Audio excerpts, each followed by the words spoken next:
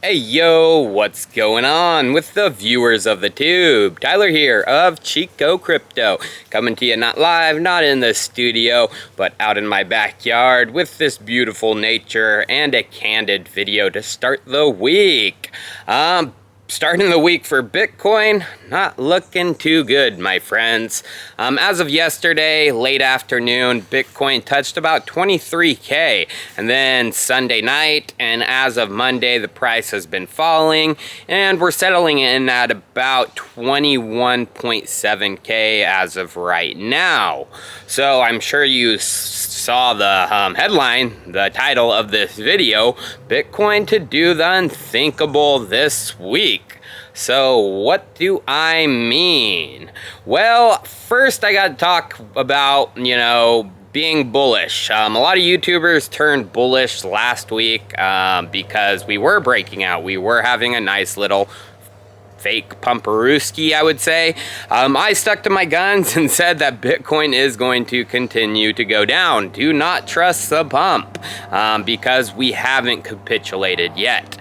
And this week may be the week where that capitulation begins. Like I've been saying, I think our low is going to be sometime in August, September of this year, and this week could be the start of it because we have a macroeconomic week of HE double hockey sticks incoming. So tomorrow it really begins. Of course, we have the Fed FOMC meeting beginning. They don't announce anything during the beginning of the meeting, so there's not much coming out then regarding the FOMC. But tomorrow, consumer confidence numbers are being released. So consumer confidence is already at some pretty low lows. It sucks right now. And even lower, another month, will hurt the markets overall, crypto stonks and everything. We've already been declining for 2 consecutive months in consumer confidence, and as of last month, June, we are at the lowest levels of consumer confidence since February of 2021, right after, the Rona panic started to subside. So, consumer confidence, if it comes out higher, that's going to be good. But a lot of people are predicting, putting their bets that it is coming in lower once again. But then also on Tuesday, we have another thing coming. The U.S. housing numbers for Tuesday will be out as well. Basically, how many new homes are getting built, permits are being released, and if we get bad housing numbers, which I actually expect to happen, that's not going to be good for the markets overall either, because it shows this bubble we've been in, housing bubble, is coming to a close. There's no doubt that this housing bubble is very reminiscent of 2008. I'm sure if you've looked around your hometown, you're seeing lots of homes just going up and up and up and up, and there's not going to be enough people to fill and buy them. And so the bubble of that is probably going to pop as well. But then there are the big things, the big, macro stuff that is coming this week. So I don't want to get too deep into this stuff because tomorrow's video is diving really deep into these macro events. But Wednesday we have the FOMC meeting when they make their interest rate decision. So are they going to hike by 75 basis points? That's what the markets are expecting. That's what the markets have been pricing in. Or are they going to do something else, raise them higher like 100 basis points, or even the possibility that they don't raise it even 75 and they go with a 50 basis point raise, meaning the Fed is starting to roll back on their, aggressive interest rate hikes.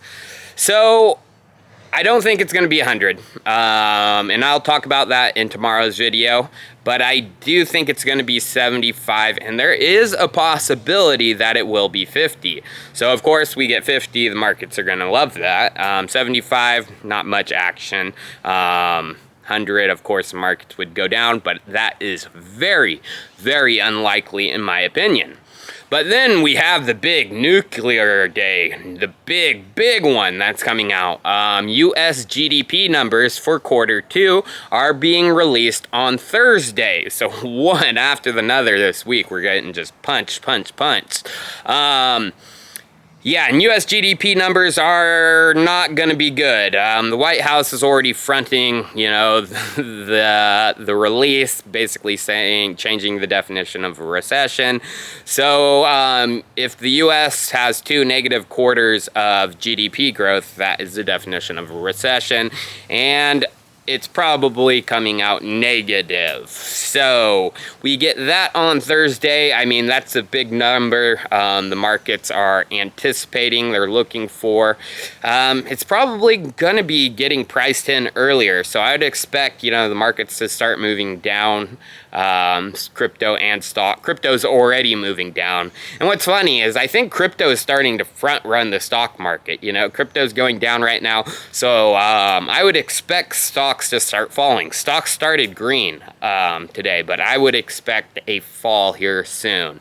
And then there's also throughout this week, earnings season. Major corporations are releasing their quarter 2 results. How well did they perform in quarter 2? So if we have some big corps, Microsoft, Google, reporting bad numbers, that's not going to be good for stocks, especially like the Nasdaq, which is tech focused. So what's gonna happen with BTC, Bitcoin? Well, like I've been saying, I think we're not near the bottom. I have a feeling we are gonna have a capitulation event. Some people will say, you know, the dip from 40 down to where we're at right now was the capitulation event. But I have a feeling miners are gonna capitulate, which still hasn't happened to this day.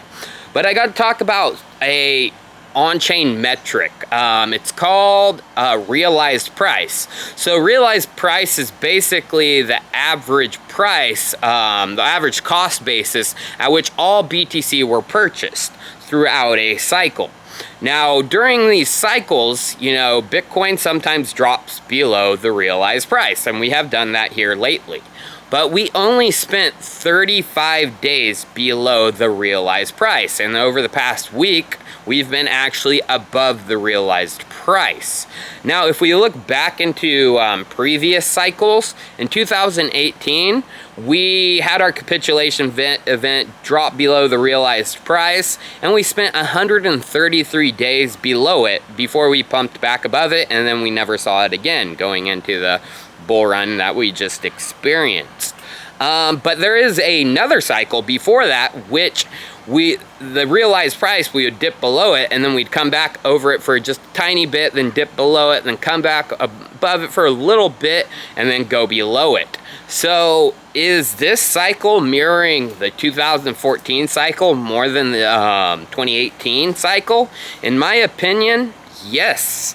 So I have a feeling, you know, we are going to dip below the realized price once again, and we're going to spend some more time up until September, early September, late August of this year, and then we'll get back above it, and we're going to stay back above it and start pushing towards the next bull run. But let's talk a little bit about Ethereum. Ethereum in the merge is coming up. You know, they have this date set for around, you know, when I think the bottom is going to be, late August, September of this year. But I've been saying, you know, what's going to happen to all the proof of work miners? Where are those miners going to go? They got to go somewhere. I talked about this in last week's video, or a week and a half. They're probably going to go to other proof of work chains. And there's a bunch out there, Beam, Ravencoin. But Vitalik Buterin actually put his own thoughts forward here recently. He said, if you like Ethereum and proof of work, when we switch to the merge, just go to Ethereum Classic.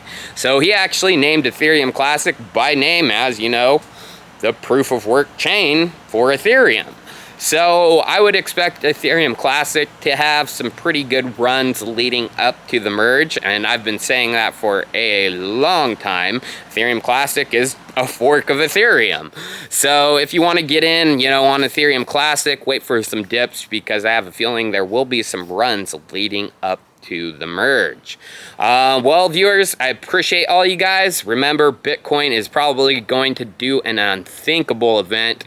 Watch the price charts because I have a feeling we're going to be going down.